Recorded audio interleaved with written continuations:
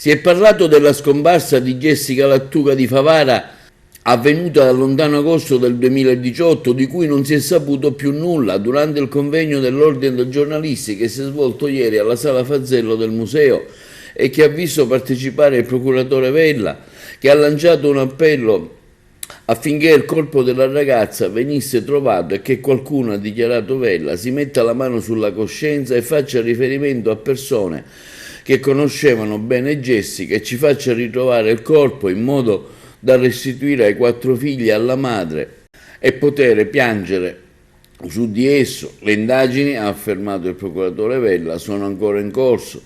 Sulla scomparsa di Jessica Lattuca sono ancora indagini in corso, quindi non posso assolutamente parlare, alcune sono particolarmente delicate.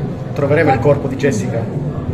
Io lo spero, abbiamo fatto un appello quantomeno per dare una degna sepoltura a questa ragazza che era anche una mamma a distanza di tutto questo tempo. Io spero che qualcuno si metta veramente una mano sulla coscienza, e faccio riferimento a persone che conoscevano bene Jessica, e ci faccia ritrovare il corpo per dargli veramente una degna sepoltura. Ha detto anche la sua il generale Luciano Garofano, già comandante del RIS dei Carabinieri di Parma e conduttore della nota trasmissione Quarto Grado, dove si esaminano casi di persone scomparse e similari. Quando trascorre molto tempo, ha affermato il generale, dalla scomparsa dobbiamo pensare al peggio ed è sintomo di qualche tragedia.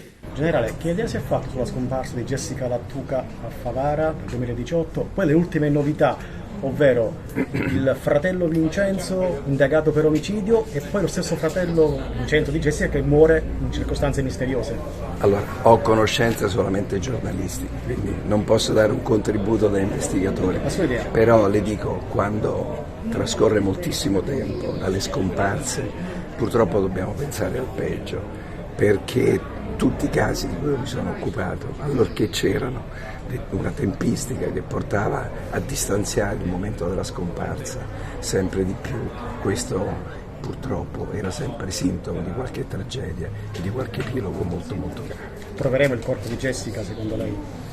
Ma non so che dirle, questo anche è sempre un problema, perché nel momento in cui un omicidio o comunque un sequestro di persona viene ben premeditato, a quel punto è premeditato anche il luogo del nascondimento, dell'occultamento, e magari quel corpo non è nemmeno più intero.